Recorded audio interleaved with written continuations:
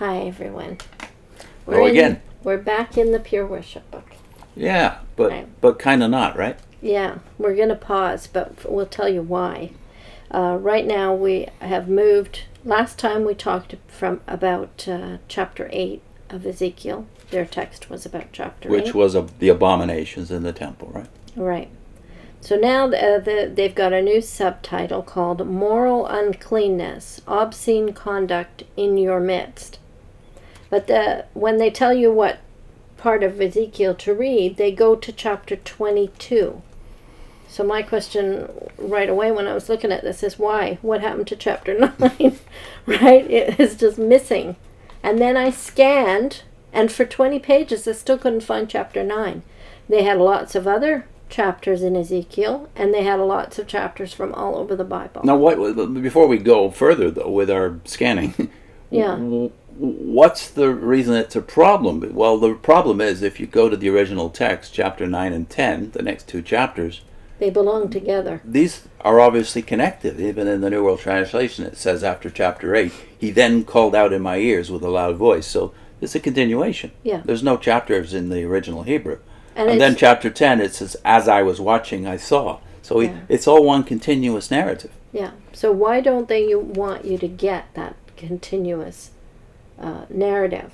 Is a good question to ask, and I think so. For 20 pages, I still couldn't find it, but I did want to show you the picture they have on the next page about moral conduct, and you can tell these pictures are designed to trigger negative feelings about Christendom.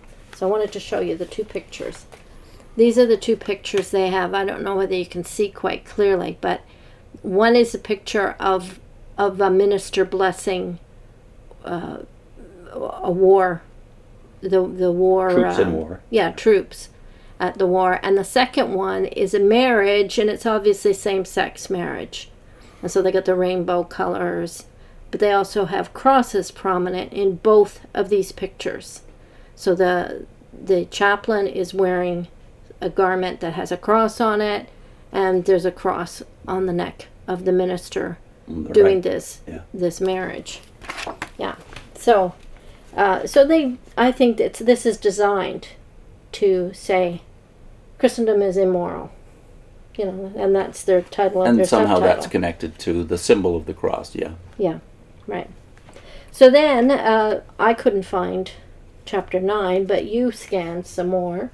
So the 20 pages you scan, basically it's jumping all over the place in Ezekiel, but chapter 9... And other chapters no. too, of books. Yeah, chapter 9 doesn't get taken up again till more than 100 pages later. Yes. But it is interesting how that chapter opens, the illustration that's on that page. Yes. So I wanted to show you the picture of that one. I think this is also a very carefully designed picture. So you can see a picture of a man with an instrument to make a mark. But look at the angle. The angle is from the side, so you can't see what the mark is. And that's done purposefully, because we know what the mark is. We know what the mark is. We'll get to that in a minute. But you then scanned this chapter to see if there was any reference to what the mark is. No, there isn't. It's all about the people who are being marked and their motivations and their feelings, groaning and moaning. I remember that from the Bible studies when we did this book before. And the marking of people today, being marked for salvation. In this case, survival. A lot of times it's for being smashed. At Armageddon. But not that mark. That mark, is the salvation mark. Yeah, that's right. Which makes it all important what that mark is. Yeah, but basically they don't give you any kind of indication of what the mark is. It's, I guess, accepting a Watchtower. So if you were to ask me, why do you think this is? Well, why the jumping around is, okay, well, that way you never really notice what's being missed. Yeah. But this specific what's being missed is all important because it shows the hypocrisy. I wouldn't even call this double thing. This is pure hypocrisy, and it's by design. Because when you look at a book like the reasoning book in recent decades, where they have an article on the cross, I think this is the agenda that they're trying to drive home, and acknowledging what that mark is will not fit the narrative. Right. Here's what they say about the cross in the reasoning book, page 90, under what were the historical origins of Christendom's cross. First paragraph, quoting from the Encyclopedia Britannica, 1946 edition. Various objects dating from periods long anterior to the Christian era have been found marked with crosses of different designs in almost every part of the Old World. India, Syria, Persia, Egypt have all yielded numberless examples. The use of the cross as a religious symbol in pre-Christian times and among non-Christian peoples may probably be regarded as almost universal. Now note that. They admit, therefore, they want you to see that it's almost universal. Mm-hmm. And in very many cases it was connected with some form of nature worship. Mm. And there's going to be more to say about this, because they make the point at the end that in Ezekiel 8:17, this is the last paragraph of the cross article in the reasoning book, page 93. As stated in Ezekiel 8:17, apostate Jews also thrust out the shoot to Jehovah's nose. He viewed this as detestable and offensive. Why?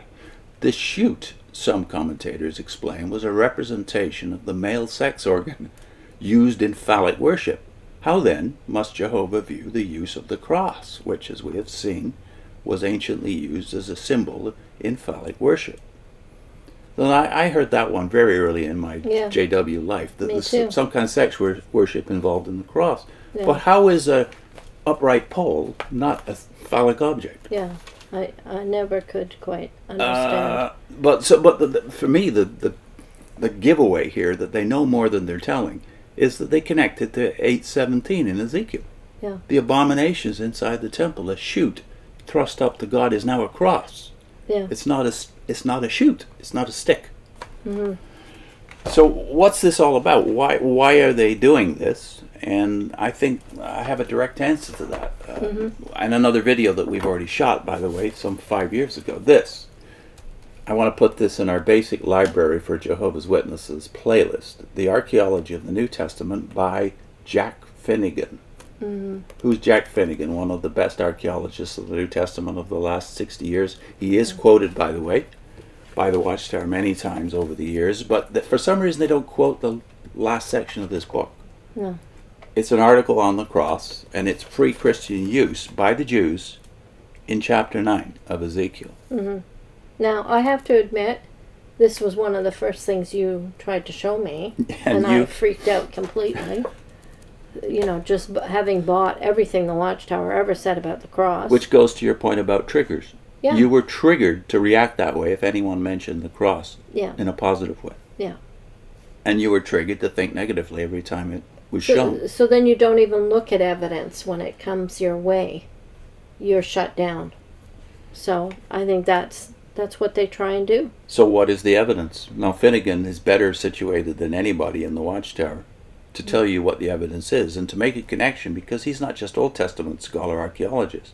He's also a New Testament scholar who knows the Greek and knows the connections between the letters in Hebrew, the Tau, which is what literally this is, this mark in Hebrew, Tau. He knows the connection between the Tau and its symbolism, how it was written in those days, and how it was written later, because that changes. It changes from this, an X shape, to an upright, like this with a cross. Yeah. A cross at the top, the capital T, and then the other one that we're more familiar with, the cross, or the crossbeam in the middle. He knows all of this, and we don't. Yeah. All the more reason we have to have people like this in our basic library if we're talking to witness loved ones, because they're triggered just like you were by just the mention of the thing. Yeah. So we're putting this one on the basic library for JW's list. So we'll have a link to that first video about Finegan, the cross in Ezekiel, and a link to one about Russell's great work, which was marking people with the cross. Why is that a real downer? When I found that out, I thought to myself, this looks very deliberate. You can't find a reference to this on JW.org right now. You can't find a reference in recent decades to the Tau. But you can find them if you go back far enough. And if you look in the finished mystery, you're going to find this. So we'll put the video on to show you where it is in the book itself. They knew that the cross is the symbol of salvation in Israel 600 years before Jesus. So that was a big surprise for me when I found out that, the connection with the cross and Russell. Yeah. See you next time.